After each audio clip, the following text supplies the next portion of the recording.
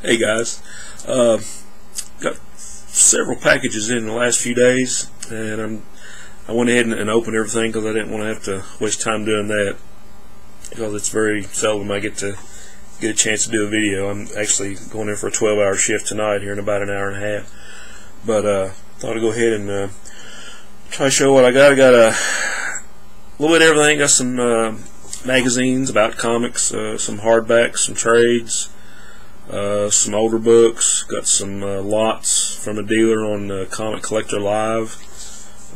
Just some stuff that I want to read, and got a little something different at the end.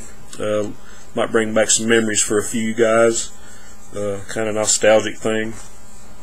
First thing I got is a hardback that reprints the first 5 issues of Squadron Supreme. Now, this is not the 80s version. This is the version that came out just a few years ago by Michael J. Straczynski and Gary Frank.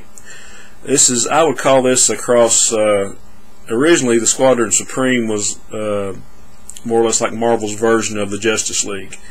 And I think they were more or less, from the articles I've read, they were more or less paying homage to the JLA. And that was a great series in the 80s by Mark, I think it was Mark Grunwald and Bob Hall and Paul Ryan. Anybody that hadn't read that 12-issue series, go out and get it. I think it's in a trade. Pretty cheap, but it's great reading. But this is sort of like a newer version. It's sort of like a hardcore. I would, put it between, I don't know, a cross between DC's JLA and the Crime Syndicate. That's kind of going through the pages of Forever Evil right now. So it's sort of like they're most of them are wanting to do good, but it's kind of a hardcore thing. It's really good reading. So I'd recommend this. Okay, a couple little things here. This was actually this is something from a package probably a couple of months ago, or maybe a month ago or something. And I know all the big deal about the 3D covers and Joker's daughter and all this, and I really didn't realize that I had like the first appearance until people started going nuts about it. But here's Catwoman 23, which in the last panel you see the first appearance of the post 52 Joker's daughter. So there's that, and I've got all the 3D covers coming in a package. I think 51 of the 52 I have coming in a package tomorrow. I know everybody's seen that. They might be sick to death of it. I might go through a few highlights of my favorites, so I'll, if I do go through them, I'll go through them quick. But I found I didn't even know there were 2D versions of those books, and I picked up a 2D version of Dark Knight. Yeah, Batman the Dark Knight 23.4. So this is the 2D version of Joker's daughter. I just love that cover, so I kind of wanted both versions. Okay, we've got some magazines about comics. I've yacked about this magazine before. Back issue, it's covers 70s and 80s, and every issue is themed. I don't know if you can see this on the top, but this issue is comic book royalty. And of course, you have a great Aquaman mirror cover by the late great Nick Cardy. You have articles on Camelot 3000. You guys remember that from the 80s? Mike Barr and Brian Boland. Doctor Doom, Monarch or Monster, and a really 2 or 3 really cool articles on Kirby, while Kirby was king. And then you have stuff about Submariner, Arian, Lord of Atlantis, Black Panther, Wolfman and Colin's Night Force. There's even an article about Elvis and Shazam Jr., Captain Marvel Jr. But lots of great articles, lots of great art.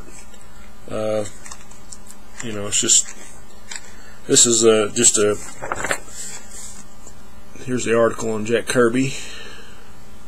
But just lots of great stuff. If you're really interested in history of comics, or you're into Bronze Age and Silver Age stuff, this book is really key for that.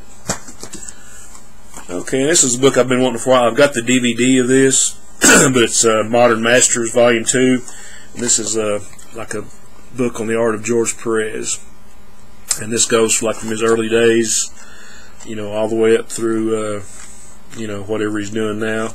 But anybody that's a fan of Perez, you'll love this book. Lots of great black and white reproductions. There's actually some really early Perez stuff in here, like when he was doing fanzines and stuff like that. There's some early work. I don't know if you can see that or not.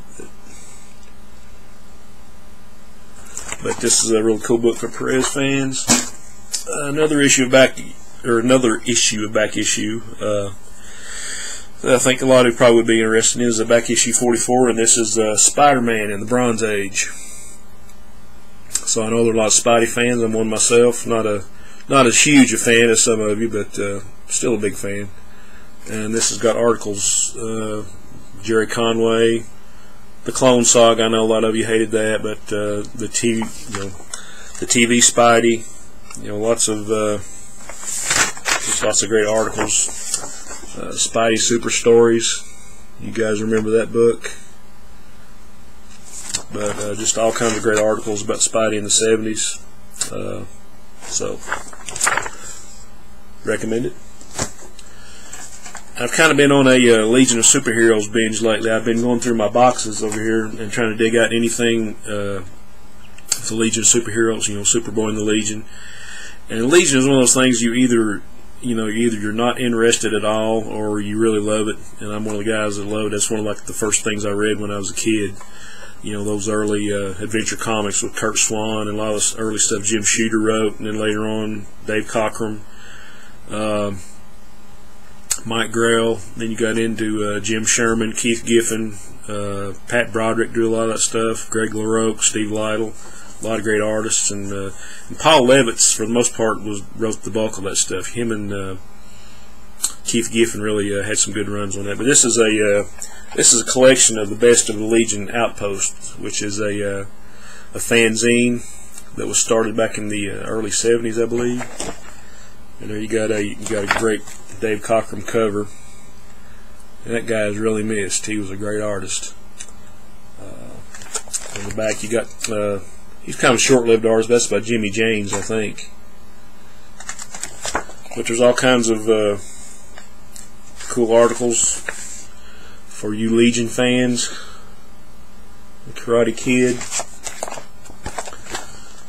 Okay, and I've already got this story, but I just wanted it in a trade, just so I could read it. I'm pulling out all my team books and all my crossovers, and I got like several major projects going here I'm trying to complete. But here's a trade paperback of Final Crisis, Legion of Three Worlds, Jeff Johns and George Perez. Anybody that's read this, they know, it's Perez, so you know how beautiful it is. 9,000 characters to a panel and all that. It's a really cool story. Oh, there's a good spread. It's like the evil Superboy Prime, like in the Superman Museum, I think, in the future. But this is a great story. And I was talking about Paul Levitz and Keith Giffen. Anybody that's a Legion fan or has heard of any of the great Legion stories knows the Great Darkness Saga. And it's by Paul Levitz and Keith Giffen, Larry Malstadt. There were some prologue issues. Pat Broderick drew some. I think Carmine Infantino even did a chapter of some of the prologue stories. But here's the hardback. I got this for a great price. Anybody's a fan of New Gods and Dark Side, you'll like this too. The art in it's just gorgeous. There's some of the original covers. But yeah, it's just a great story. Probably the most famous Legion story there is. And, got it for a great price, so couldn't pass it up. Okay, this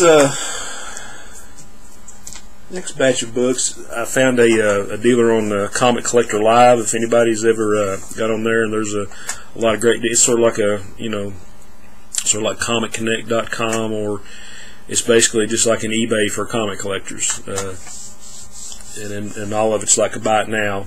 So, but I found a dealer had a lot of stuff really cheap, and I think, except for maybe one exception at the end, all these books were like 40 to 65 cents a piece. So I bought a lot of lots, stories that I didn't have all the issues to, or stories that I didn't have at all and wanted to read. And there's some other stuff thrown in there, but a like I said, this I've been collecting the alternate covers for the Legion of Three Worlds Final Crisis, and this is one that I didn't have. So I might have had the alternate cover first, but it's like another Perez cover, #1. Okay, I'll try to go through these quick. One lot that story that I didn't have was Amazon's Attack. So here's all 6 issues of that. And like I say, that they weren't any more than 50 cents a piece. You know, they're like very fine, near mint condition. I think I had a couple of the issues of this originally. I wanted to read the whole story. Found a lot of Astro City: The Dark Age. All 4 issues of that. Of course, you got those. Anybody that's a fan of Astro City will love this. Kurt Busiek, Alex Ross, and Brent Anderson. And I think I was missing an issue or 2 of this series, which this is another great series. If you're a DC fan, Flash Rebirth, sort of like the Green Lantern Rebirth, all 6 issues.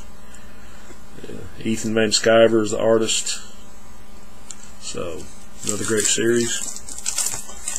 If anybody wants to see these, you know, a little bit more in depth, let me know. I'm just kind of rushing through it. This is a series I always wanted. I had 1 issue of this. It was a 3-issue mini by Image called Spawn the Impaler, and this is all the artwork is by Mike Grell, and these are painted covers. So these are gorgeous. Sorry about the glare, but he bagged everything. But yeah, this is a really cool series that I didn't have the other 2 of. So if you're a Grell fan or a Spawn fan. Another, I guess, maxi series that I didn't have, I had maybe 3 issues, was Trials of Shazam. You know, I got this for like $5. You know, all 12 issues, like in near mint. Great cover there. I think Howard Porter did the art on these. Yeah, Judd Winnick did the writing, and Howard Porter did most of the art. So this is a series I really wanted to collect. Like I said, if anybody wants to, you know, see these at a slower pace, let me know. And another one I don't think I had all of either that I wanted to collect was right before the Infinite Crisis, DC had a series called Day of Vengeance. And Spectre was always one of my favorite characters. I think you have like a lot of the mystical and horror characters in this. This is a really cool series. Yeah, Captain Marvel fighting the Spectre.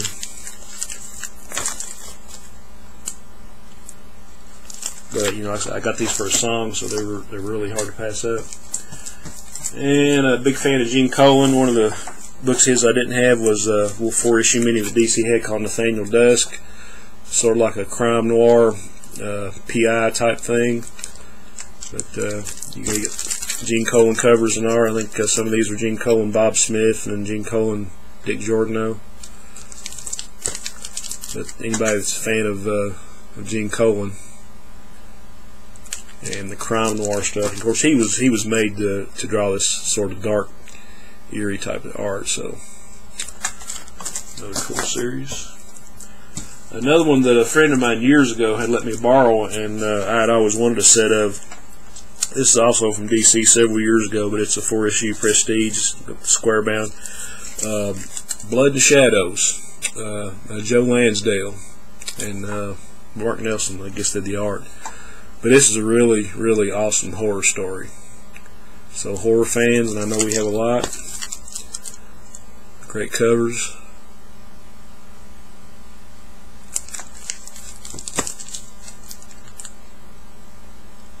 Another awesome cover.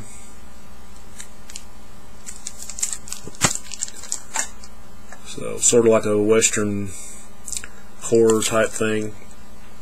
But it's actually a really good story. I can't wait to dig into that one again. Okay, and here are just like some individual issues of some 80s books, some stuff I had missing in my runs, and these were like, you know, 40 to 60 cents each. All of them near mint. Swamp Thing, 65. I think this is after Alan Moore's run, I think. Rick Veitch and Alfredo Alcala, which I love this team. Anybody that's read Rick Veitch's stuff, you know, he's pretty off the wall. You know, he did Max Immortal and Brat Pack and all that cool stuff. but there's number 65, 71,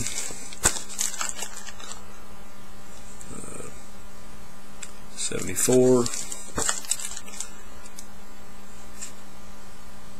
80, and 83. And I think a lot of this storyline in the Swamp Thing, he was his consciousness was traveling back and forth through time, so he made a lot of guys like Enemy Ace and Sergeant Rock and Adam Strange, and so it's pretty cool little run of stories here. And 85, I think it was all. Okay, and on the theme of George Perez, I had a couple of these missing, but the others just upgrades, and these are all very fine near mint for, like I say, a song. So got Teen Titans, New Teen Titans, Marv Wolfman and George Perez. Number 17. This is a great story here. Just kind of a standalone story. Number 20. 23. All these were bagged individually, so sorry about the glare. 27. I think he actually threw a free copy of 27, and this had a I think it had a preview for Atari Force. And I know I think Howard Mouse, he's a big Garcia Lopez fan. I'm not sure if he did the insert in this, but I think that was that series that Garcia Lopez did. Let's say 2 issues of that. Issue 28. I think first appearance of Terra.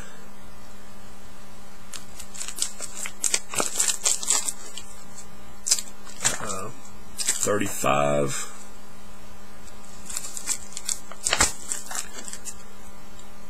36. These Perez covers are awesome. This is one of my all-time favorite Teen Titans story, Who is Donna Troy? She's kind of got a convoluted origin or background, and they redid it so many times later. But this, to me, this is the definitive origin of Donna Troy, Wonder Girl. So this is an awesome story. Number 39. I think this is an issue where Robin and Kid Flash quit the Titans for a while.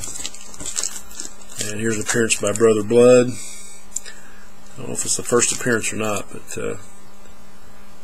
just an awesome cover. I think he's actually popped up in the New 52. So,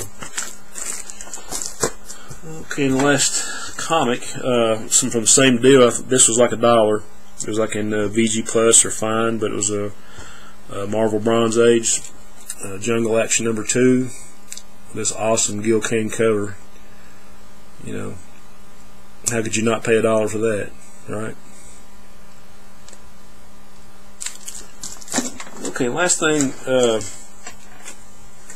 I bought a couple of these when I was a kid, and I'm sure a lot of older readers or YouTubers have seen these.